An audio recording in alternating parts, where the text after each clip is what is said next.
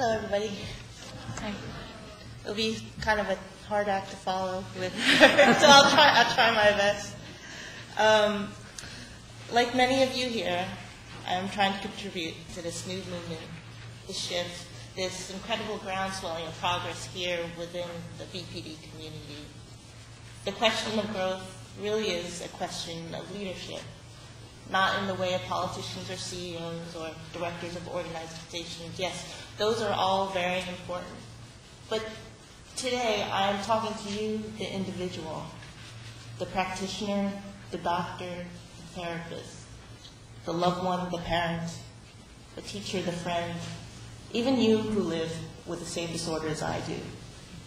You see, without you, I would never have made much of my life.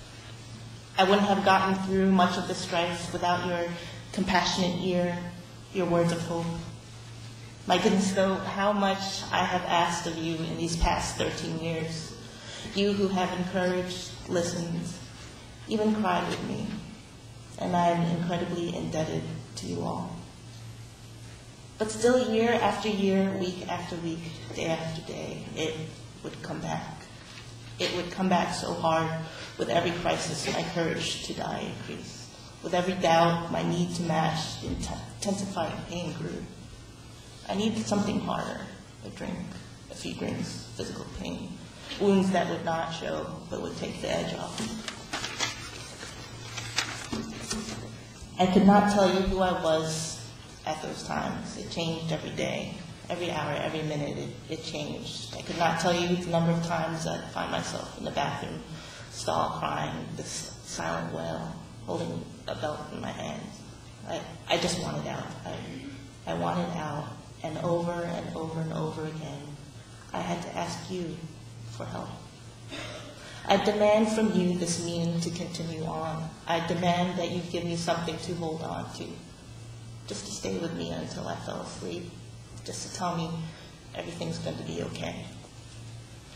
You see, I was not the token patient that comes up in research papers, studies, or books, but those lurking around just below our very own radar. I am that person. People did not see my distress, perhaps because I kept it so well under wraps for the most part. But depression, attention deficit disorder, post-traumatic stress disorder, bipolar disorder, even the idea that I had been abused as a child, these were things impressed upon me year after year, over and over again. None of them made sense. Finally, you told me I needed help you couldn't give or wasn't able to give. Help no once-a-day antidepressant or once-a-week therapy session could give. It was the most difficult thing you told me, the most difficult piece of reality I had to swallow. And on Valentine's Day, only a year ago, I checked myself into a hospital. I was scared, no doubt. It was the one place that I thought would swallow me whole. But slowly, I came around. There were other people there like me, and the social workers and doctors were all working together. Day by day, I became more able to identify my emotions, understand my triggers, even work through my urges. It was here that I finally let my guard down and let people in and be strengthened by them.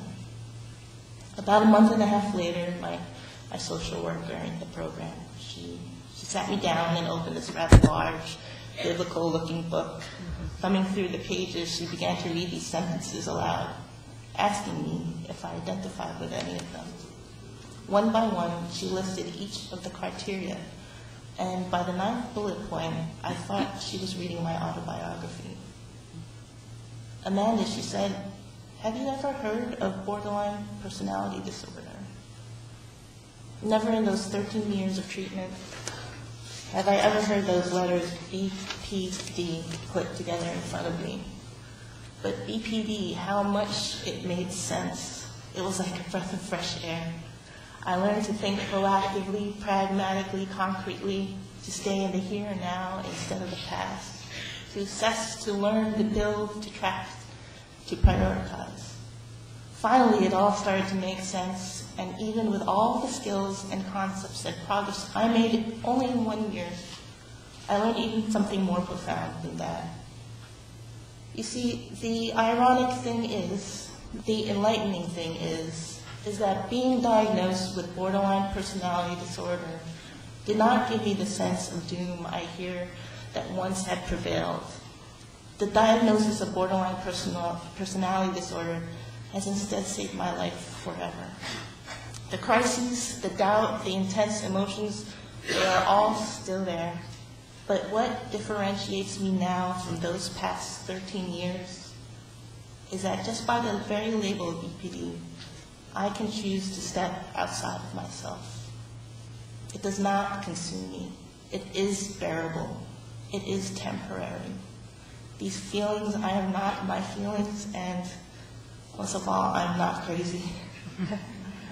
I can never be as hopeless, as desperate, as alone. I'm not alone anymore.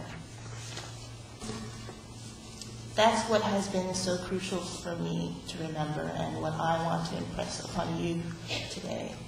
That by virtue of diagnosis, whether we know it or not, we become a part of this community, and this community holds hope.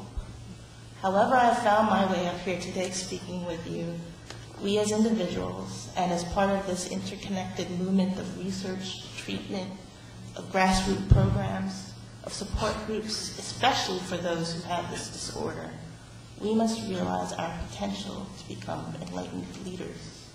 We have the opportunity to challenge both the bold and subtle biases, prevailing stigma, and misunderstandings. We have the opportunity to bring our disorder out of the fringes and into the center of discussion. We have the opportunity to find solidarity in each other and not be ashamed of who we are and what we are diagnosed with.